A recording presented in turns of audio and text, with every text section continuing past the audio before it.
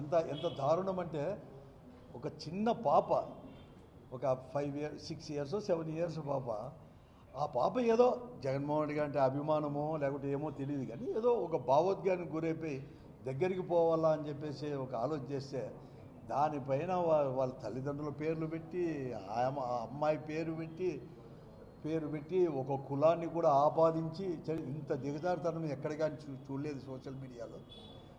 ఏ అమ్మాయి అని అడిగేది? అందరూ అడుగుతున్నారు కదా, అమ్మఒడి రాలేదని చెప్పి ప్రతి ఒక్కరు అడుగుతున్నారు. అమ్మాయి ఒకటే కాదు, స్కూల్ దగ్గర పోయి నిలబడితే అడుగుతారు.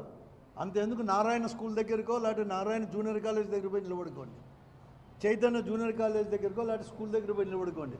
ఎవరైనా అడగండి, పిల్లల్ని అడిగేసి ఆయనే పోయి చంద్రబాబు నాయుడుగా పోయి అడగండి.